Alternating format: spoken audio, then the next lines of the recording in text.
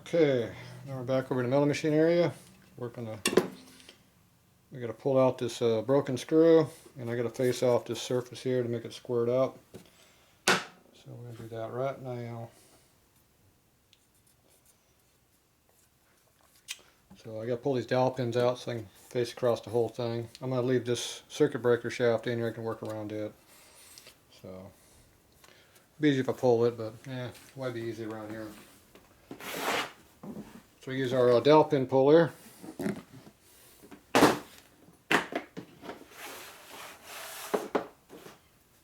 Show you those before. Oh, damn. Tripod's in there again. Oh well.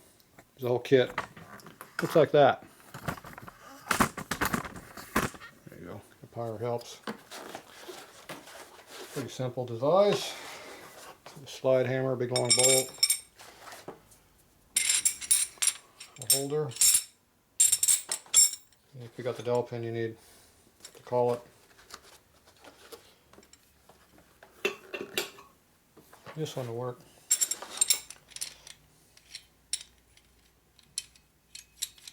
So you thread that onto there. You get on there a little ways, but not all the way. So the slide hammer beats the collet and beats the sleeve down on the collet, which locks it onto the dowel. Then you slide hammer it up like that to pull it.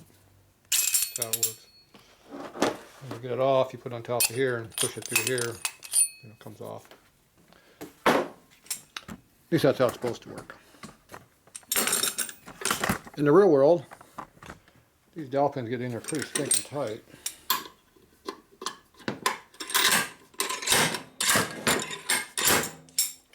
See how it doesn't come off?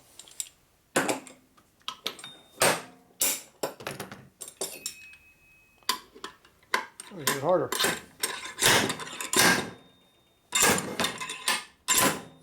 And it comes out. No damage to that. It does damage the case slightly though. So this here, you just hit it with a hammer on top. That's free. Dowel pin falls off. There's our dowel pin.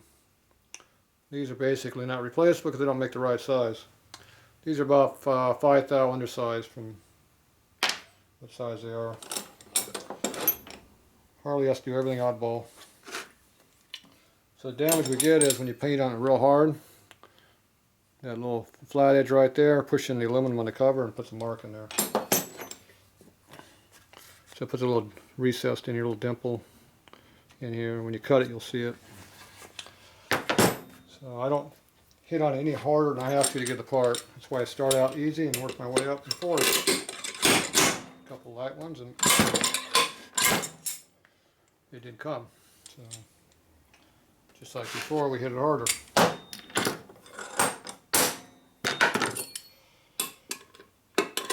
Now we nail it a little bit harder. Still didn't come. Hit it harder again.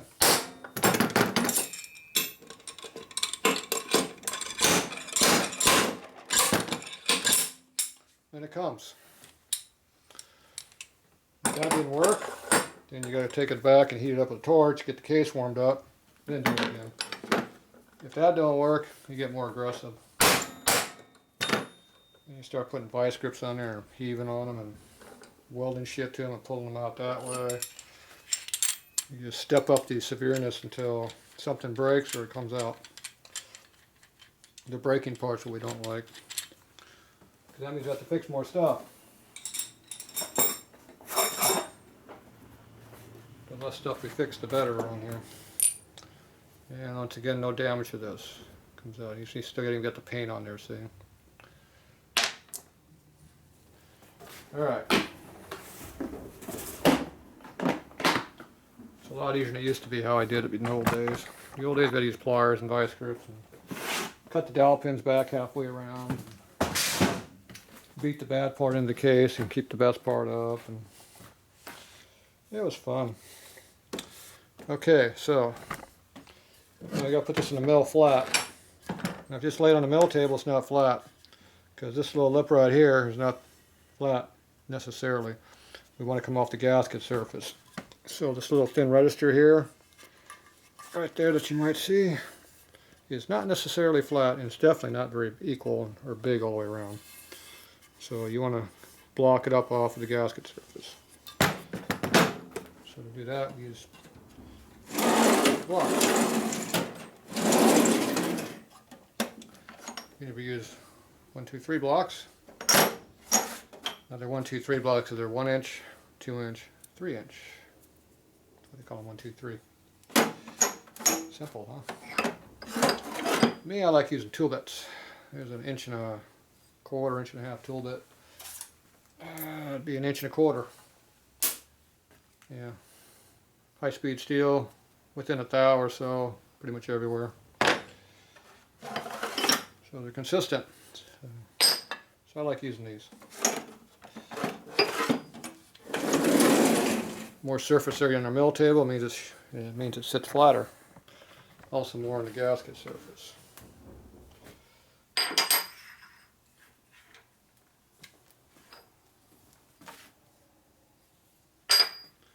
I hone these every now and then to make sure there's no burrs on them.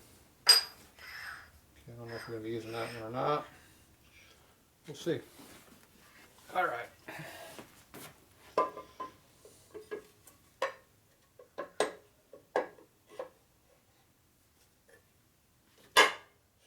Here, drop off the lip.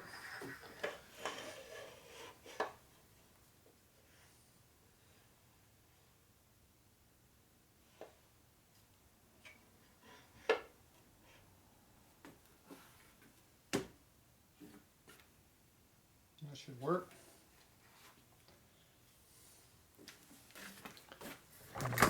Strap down there. So you put our clamps on here to hold the case down now. First thing to do is get one come to the top.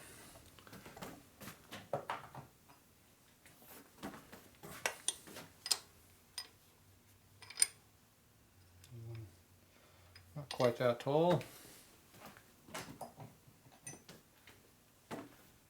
If you get too close, you can't see. And make sure we pull out. Yeah, we are. So you got T-nuts in your table here.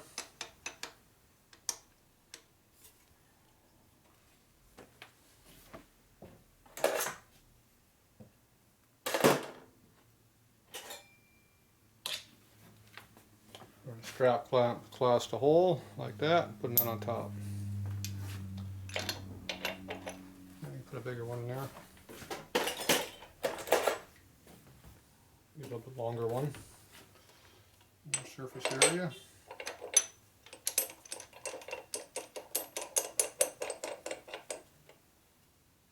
You want to keep your holding power to a minimum so it doesn't warp the case, because it will actually dimple the case in like this, or bow it, I mean, not dimple it. So you want to keep your tension to a bare minimum.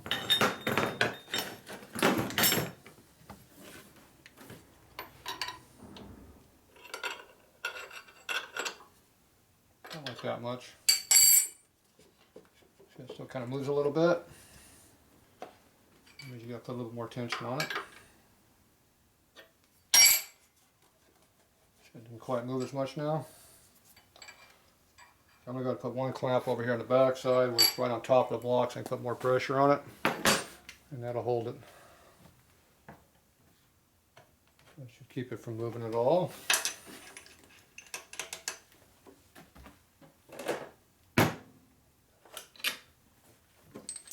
I could probably loosen that up a little bit, which will help on the warpage.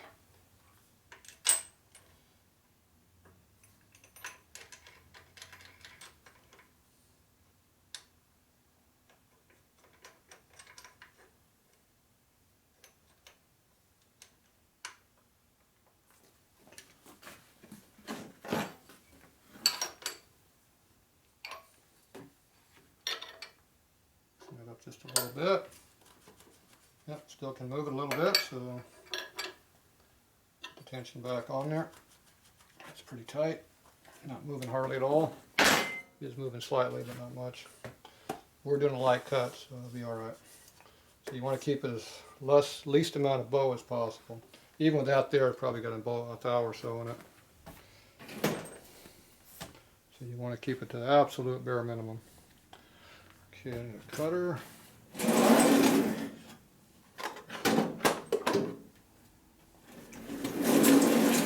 We'll use a fly cutter, has very low cutting pressure. We'll use that.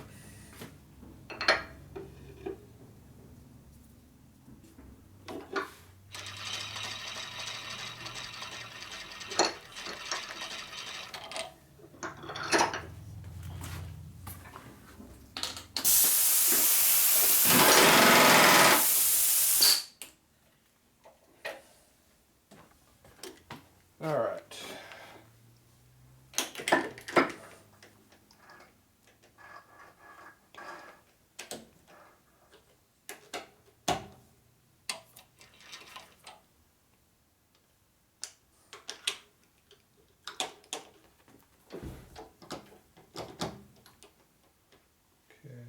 Lock it down up here against the stop.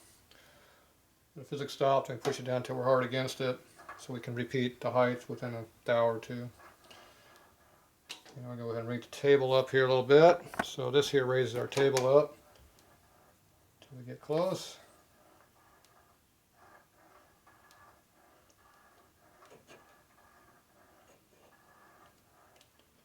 Okay, we're just hitting lightly. Go ahead and zero that out.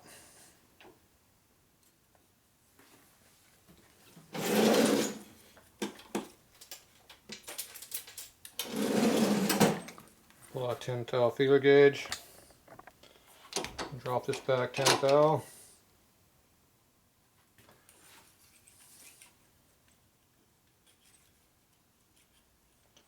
I want to get a rough idea if this case is flat or not.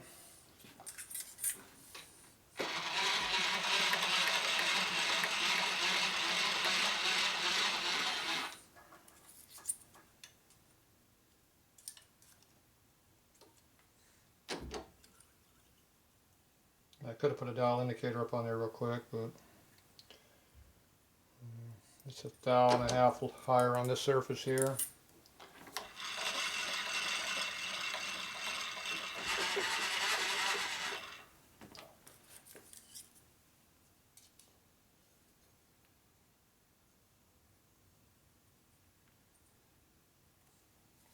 It's 3 thou higher here.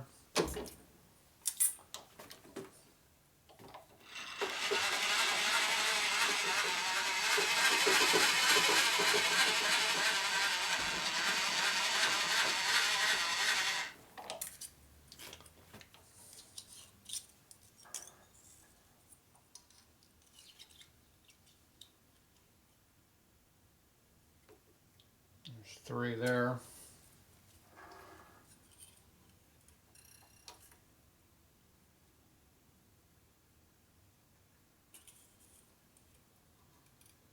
Two down there.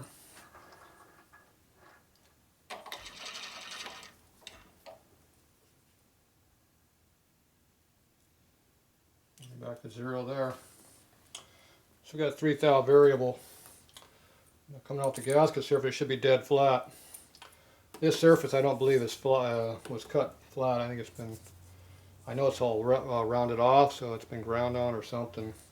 So we got a 3 thou difference, so it's lowest over here on the bottom, highest right over this area here. So we're going to make a cut on there, just kind of true it up a little bit, see what it comes in at. We'll go ahead and rough this in. I'll set my feeds over here in a couple thou. Alright, so it's going to cut over here on this end first.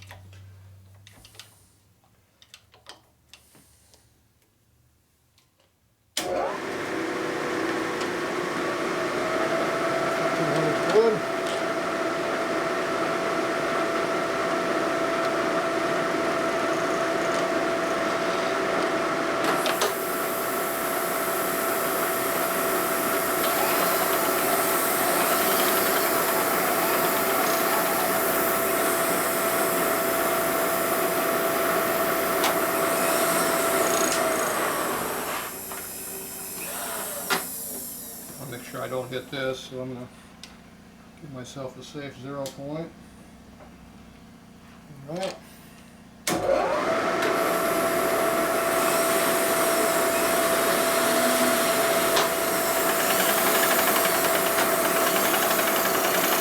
Cut right there.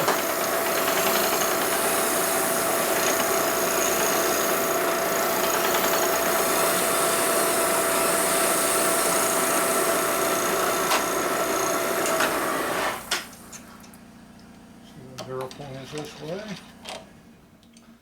We're going to be past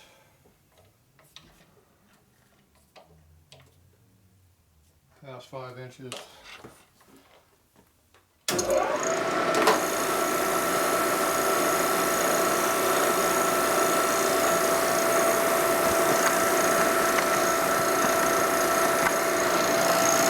Cutting over here.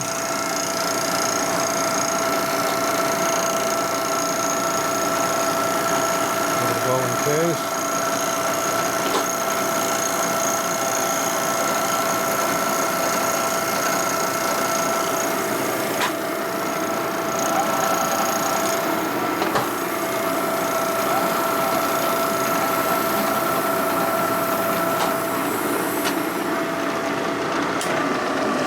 It. Make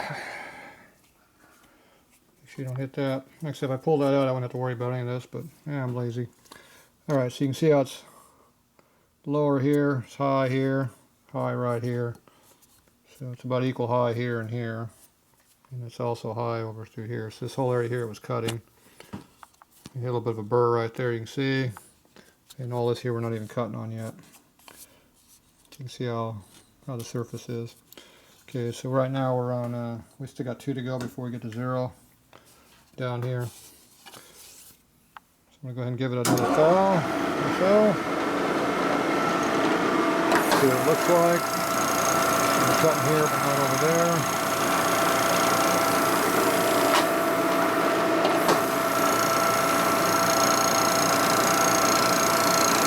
And we're just starting to feed in a little bit.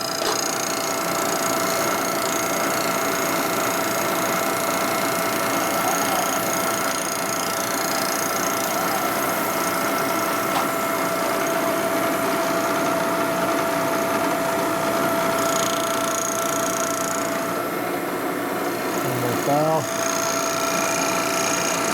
One more dowel once you're cutting that, cutting the cutting now.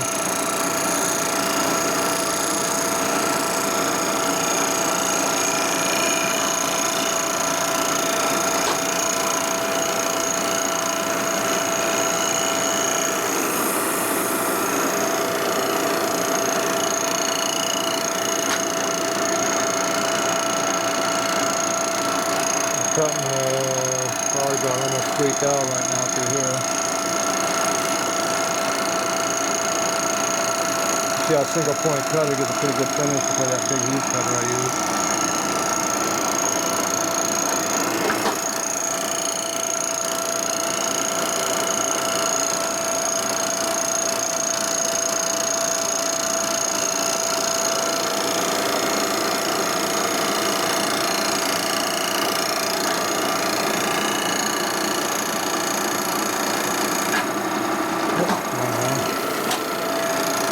Whatever.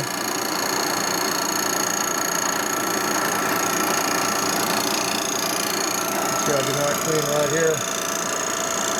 We're going down another half a towel of towel. You see the dimple marks in my towel pin driver too. So we'll give it one more towel after we cut these off. That should bring us in. Then we'll wind up cutting, we're 5 towel down right now, right here. We'll be cutting 6 off of this side along the towel at the least. We'll cut a couple towel, maybe 12 to 10 towel. We'll cut 2 towel here on this side. In this direction here.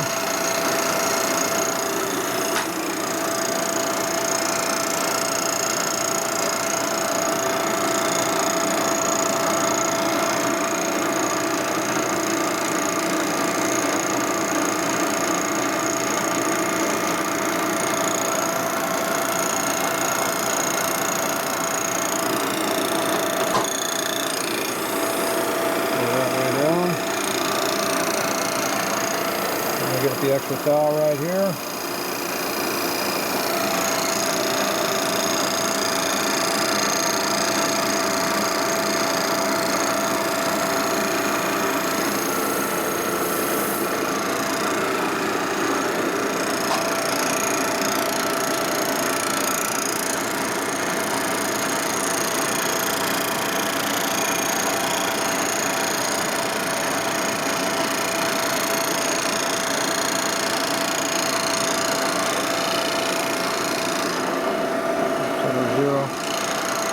Put that one on 1, got this one on 1.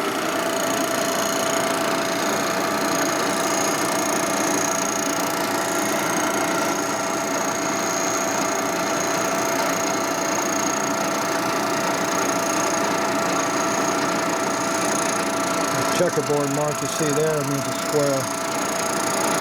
Cut equal on the back side and the front side. The witness mark they call that. That's good. You always want to see that. You don't always see it. You want to see it.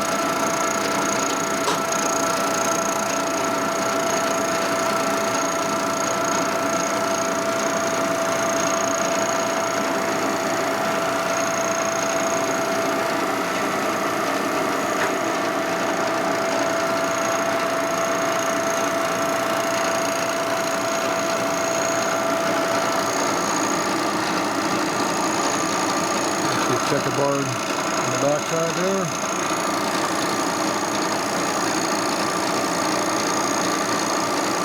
I'm cutting at just under 1500 RPM up there.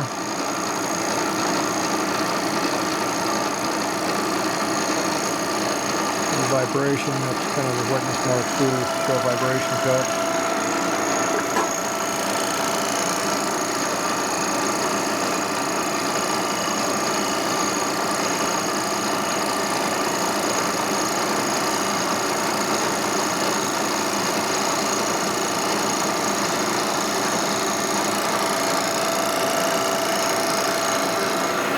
Up to 1/2 inch on that, and we'll stop any over 1/2 inch to stop that. Not 1/2 inch, it's 5 inches, excuse me. That clears the eyelid cap over there. Circuit breaker.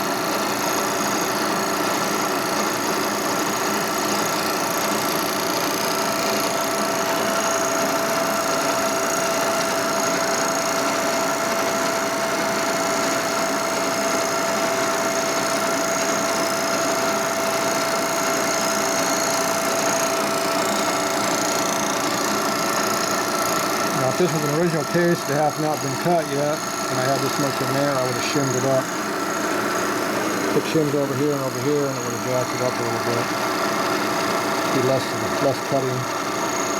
But I don't believe this one is flat, so I'll go off the original gasket surface. You have to pick the areas you want to fight.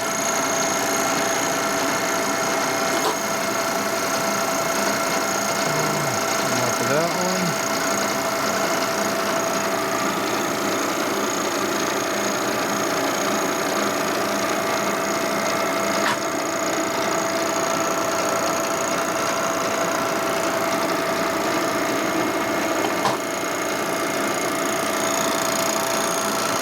When I get over this hole here, I'm going to lift.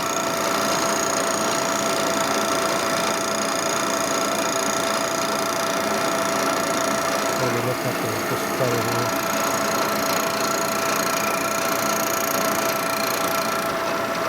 There we go.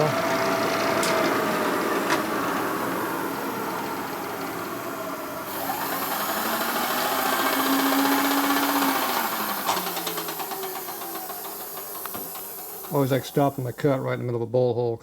That's where I got maximum pressure. You can see that, but you cannot feel it.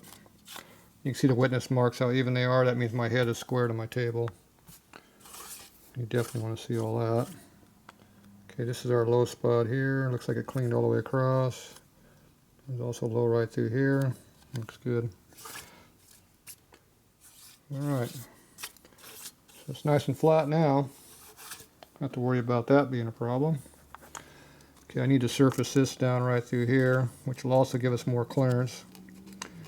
because we had a lack of clearance before, and we know we just took off 5 or 6 thou, so we need to make that up. Assuming that's why that was tight. I don't think that thing was that tight. We'll see. All right.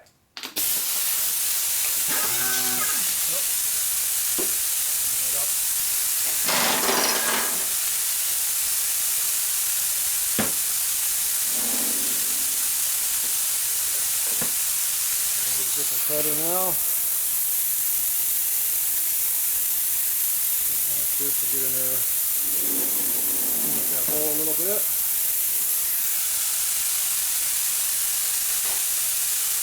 Get an air leak.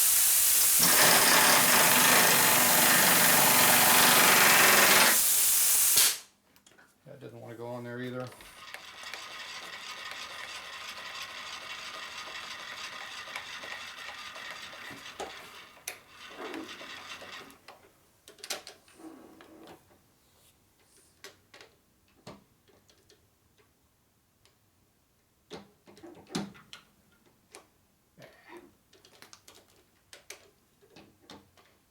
Go down until we hit.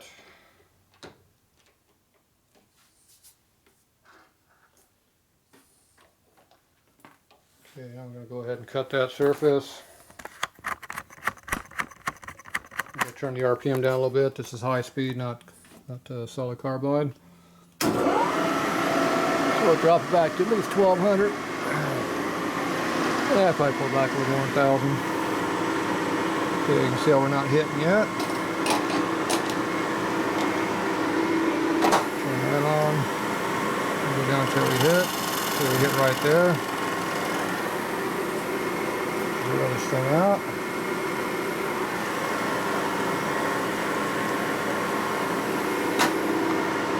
Okay, we'll drop it 5 right there.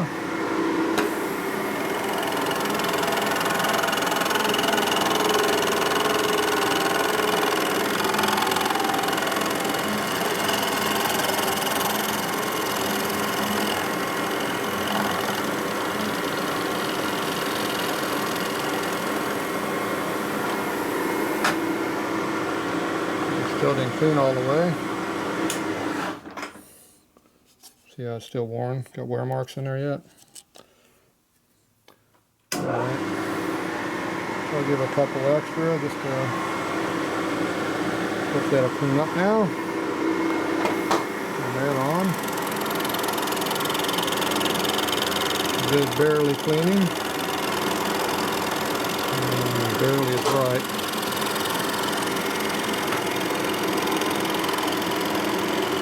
Do a circular interpretation here.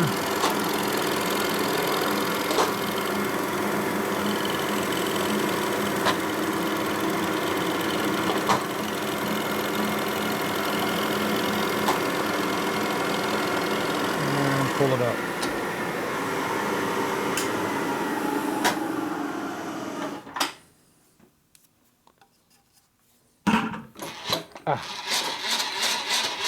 Wrong arm.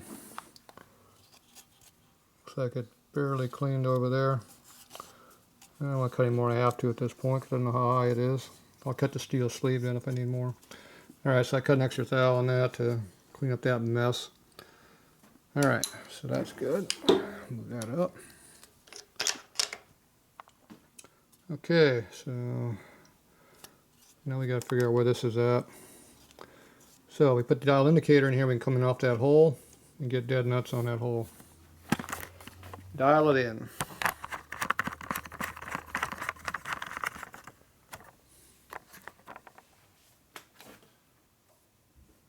Yeah, let's see if we can get this thing out of here. It's probably going to be tight.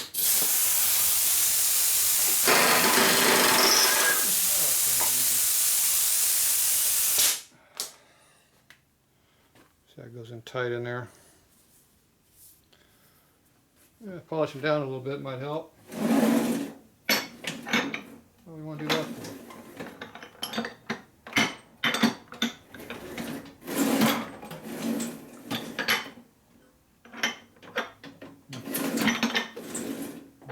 Came out of this hole.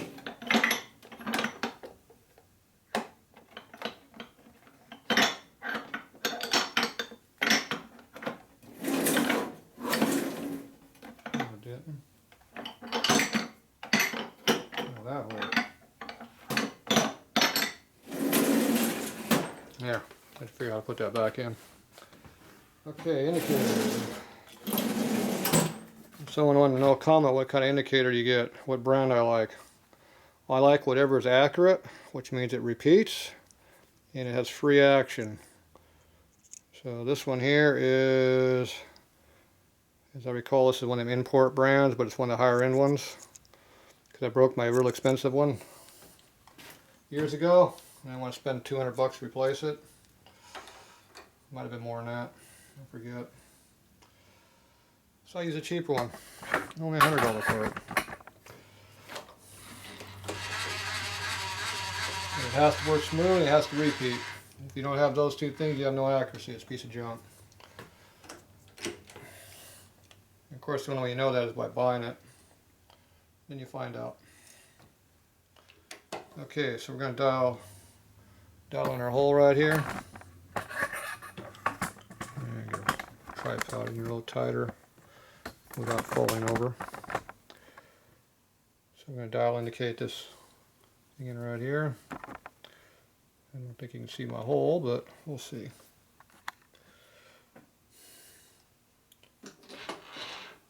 First thing you do is eyeball the hole. You go one plane, and you do it in the other plane. You move the indicator out a little bit. Drop in the hole after you know it doesn't break it off. It's a bitch when you break your indicator off. That's how I broke my last one.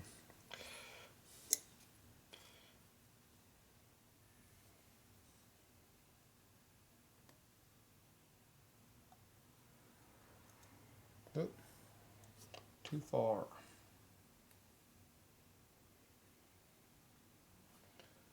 10 looks to be the number right now. Pretty close.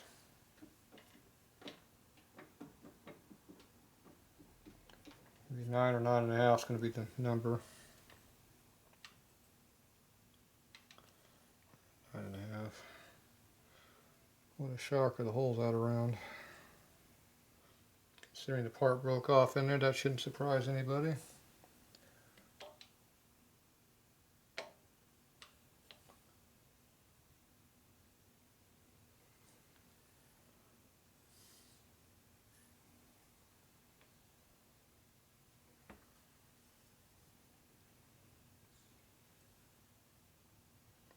So if you got one side of the hole's bad, if you equalize 3 sides of the hole,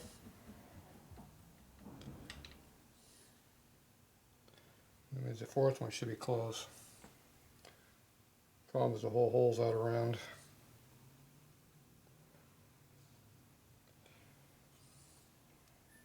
Your tooth dowel variable right now. Can't tell the good part from the bad part.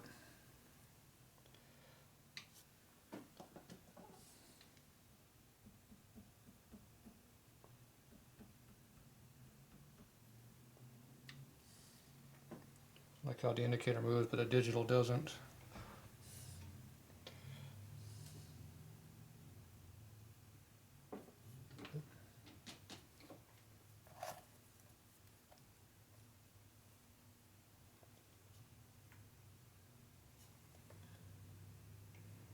Alright, we're within 1 thou easy now.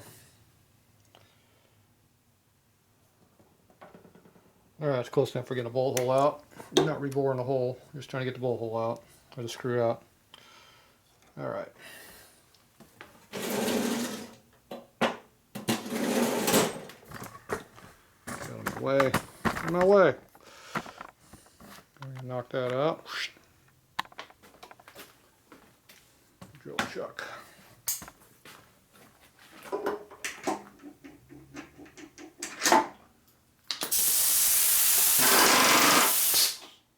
This is why I did not do it in the bike when the motor was in the bike. It wasn't worth risking tearing up the case when you can do it so easily this way. I know we're on center now.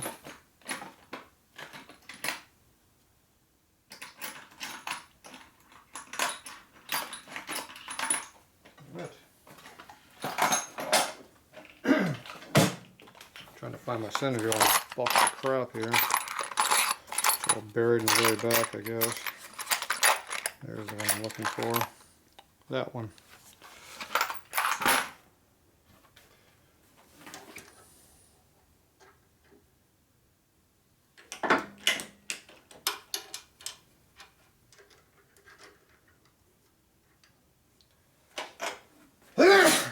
Yeah.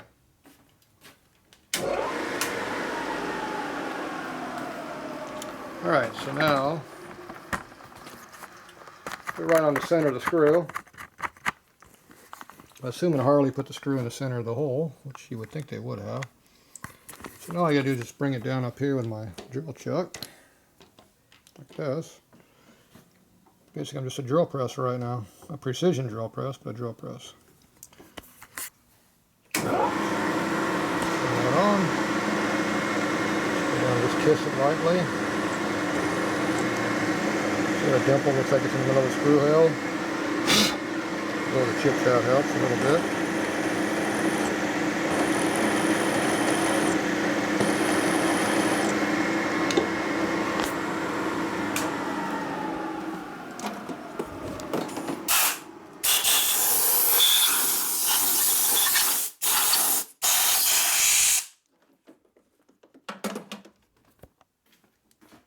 Alright, so it looks like we're kind of in the center.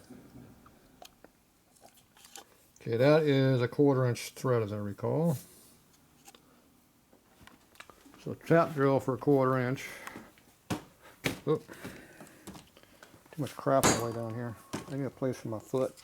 Let me let the drill in the way again. So you always gotta have a place to put your foot. If you don't have a place for your foot, you trip on stuff. Alright, so 1/4 20 is a number 7 drill. A number 7 drill, where's 7 at? 37, 7 is 201 thou. So that's a tap drill. So we gotta make sure we're under 201 thou. We're gonna try an easy out. I'm gonna pull one of them out. Get that back out of the way over here. For a small easy out. And it says right there 1/4 inch hole, which is maybe it's an 1/8 inch hole. That might be an 8. That'd be 125. That would work. So we gotta come over here and get our drill index right here.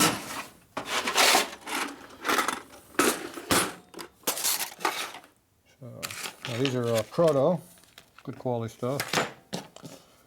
So they tell you where stuff's made, and these are back when stuff's made in America, so they give you dimensions right on there. Now if that's an 1/8 inch is what it says on this, which I can't read, you drop down to an 1/8 inch hole. 28 close enough, that should go into the hole. And that barely goes into the hole, but it does go into it. So I'd say we want a little bit bigger than 1/8 of an inch hole. I'm taking maybe 140 thou hole.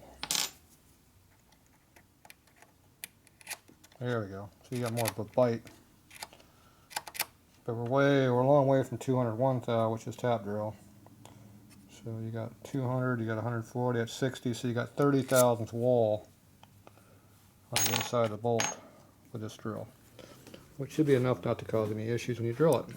So now we come in here that we got a spot face in there, it's center drilled. Now you can put this drill right through the center and it'll drill dead center through that screw. So you can see how it's the even steel part around the aluminum. You play hell getting anywhere near that close on by hand. I do it occasionally, but I also miss a few times. If you miss on this case, you screw up the hole. And don't want to do that. Okay, small drills you cut at high speed because they're so small. So this little small drill you probably cut 1200 RPM. 1,000. That'll work too. Going nice and slowly. You can put cutting oil in there if you want. I'm just going to. I don't want to. So you see how it's cutting smoothly. I'm only putting just a light pressure on it, not much at all. We're letting the drill do the work. When the chips start building up like that, get rid of them, so they won't cause binding and snap a drill bit. You have broken off drill in your hole, which would be even worse. So you can see how it's pretty even around the steel there and aluminum.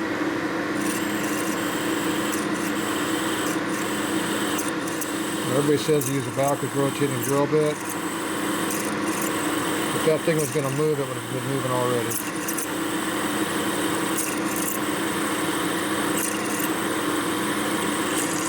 Okay, I just went all the way through. Or it broke the drill. It feels about the same.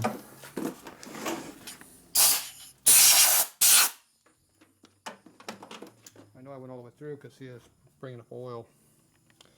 Alright, so now we're all the way through. We got this on 0 so we can get back to it. Feed that out of the way. Crescent wrench here. So I gotta tap that in. Where's my easy out? See what that looks like right now. Goes in there pretty deep.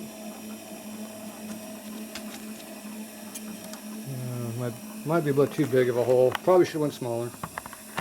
Maybe they were right. Who knows? If the easy out bottoms out in the bottom of the hole, it doesn't work. So I'm probably pretty close to that. We just tap it with our hammer. I feel like it bottomed out. Let's see if we luck out. Oh, look at that. Nice and smooth. If it starts to bind, quit, back up, put a little penetrating oil in there and try not to screw it up the hole. One bit out. So you can see how much I actually went through the drill. I mean through the screw, I only went through that much when I needed to. So it worked out good. Almost like I knew what I was doing. Like I said, try doing that by hand and it'd be really, really difficult. See, no damage at all to the threads. Luckily it didn't chew up the case when the stud came loose. Or the shaft, or even closer shaft, I guess. It's a little bit looser than it should have been. That's supposed to be a little bit of press fit. It's not a press fit anymore. It's kind of out around, that's why it's tight. But once it drops in there, it's got some clearance on it. So I'll put a little bit of Loctite along the edge in there, probably a little red on there, just to give a little extra holding power. And hopefully the cam cover will line up and go on there good. Shouldn't be a problem. Because this here might have tore up the bottom of the hole a little bit so it's not dead flat, which would cause this thing to cock over, which would affect your gear lash and the fitment of getting the cover on it. So the way you would fix that is you have to come back and spot face this area right now, which I don't really, it doesn't look like it's that bad, so I'm going to go in and do it. But if it looked like it was chewed up and down in there, I would come back and do that. Alright, so you can see I got a little bit of oil came in there though. So now I'm going to go ahead and clean this case up one more time. We'll give it the final flush, blow everything off, and we'll be back.